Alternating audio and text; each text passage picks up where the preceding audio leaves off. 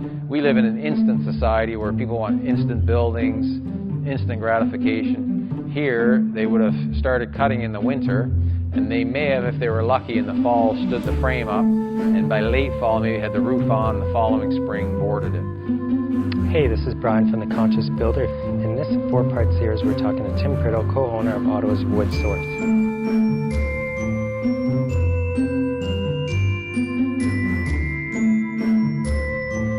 Casey, we're in the barn where we were having our interview earlier, sitting down.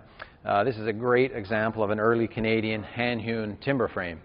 And we do a lot of salvaging of timber frame buildings around Ontario and Quebec and a little bit further east. Probably 1 in 150 barns is in good enough shape to be considered a kit barn like this. And this barn is a proud testament to the work of our forefathers. This barn is a 5-bent barn, 12 by 12 main frame, 12 by 12 beam holding the 5 bents together, 60 feet long, straight as an arrow.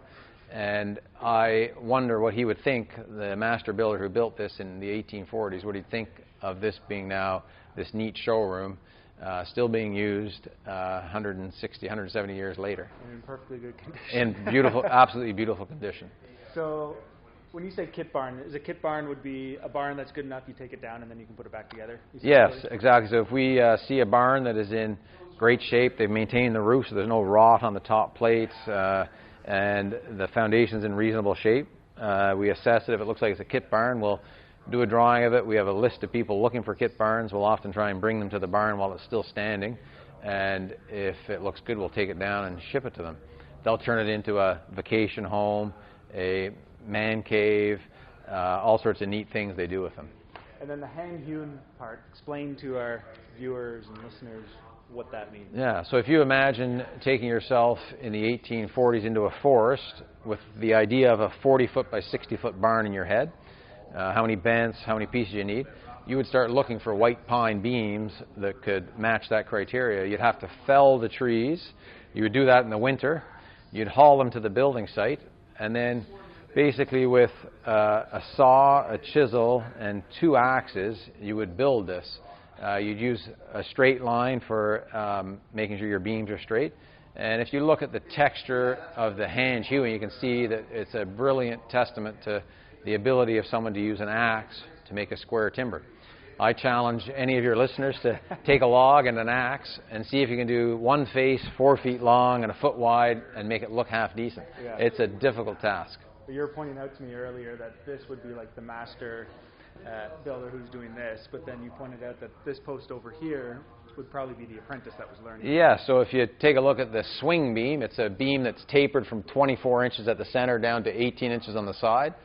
If you look closely at it, you can hardly see an axe mark. In a couple of areas, you'll see a small axe mark. If you go to this post over here, he would have let someone who's a little bit newer on the job start hewing, and you can see much more wasted energy in there as you work your way up there. And obviously everyone had to learn, and it was a trick of the trade, and the only way you could get good at it was by practice. So the master builder would let the apprentices do the not so important pieces. Right. It almost looks like you got better as you went up the log. Yes, you can see, and they would improve as they go, as they learned how to sharpen, how to swing, and so on. Yeah. So just amazing when you think the work and effort that went into making this. And we live in an instant society where people want instant buildings, instant gratification. Here, they would have started cutting in the winter, and they may have, if they were lucky, in the fall stood the frame up, and by late fall maybe had the roof on, the following spring boarded it. Yeah. So you had to think ahead, you had to plan ahead. Nothing was instant. I get a lot of calls like that.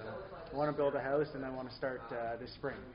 And, you know, it's February sort of thing, right? Yeah, Anyways, and they haven't part put... of the education. Yeah, that's why they're doing this. Yeah, exactly. So we can head from here, if you want, Casey, and have a look at our mill and show you some of the stuff we do in our mill.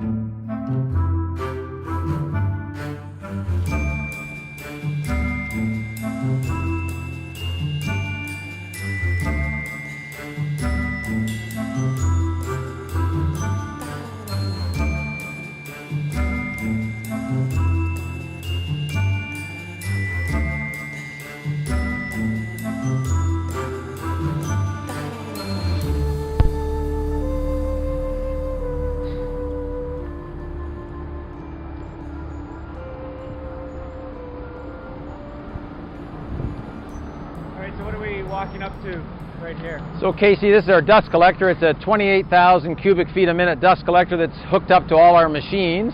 So it draws all of our shavings and sawdust out, goes through a blue rotary airlock at the bottom and dumps the material into the dump truck.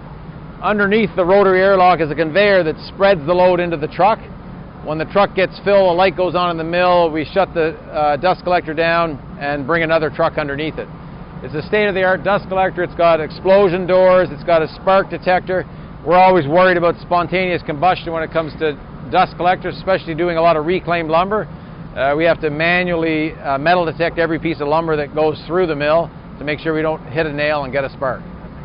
Surprising how quiet it is. Yes. The amount of yeah. dust you're pulling out of there. And we'll, on a good day, we'll fill 3 dump truck loads up with shavings. Wow. And then where do you bring this? The trucks are all owned by a local farmer, and he takes them, uses them for bedding and for spill containment and abatement. He sells to the city and other people who do cleanups. So nothing goes to waste. Nothing goes to waste. It's all used. That's great. We'll head into the mill, into the grinding room.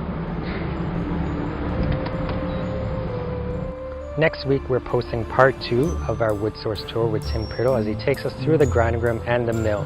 Make sure to subscribe to our channel for our updates on our net zero build in Wellington West, and I'll be sharing videos from Casey's weekend in Bus Fusion.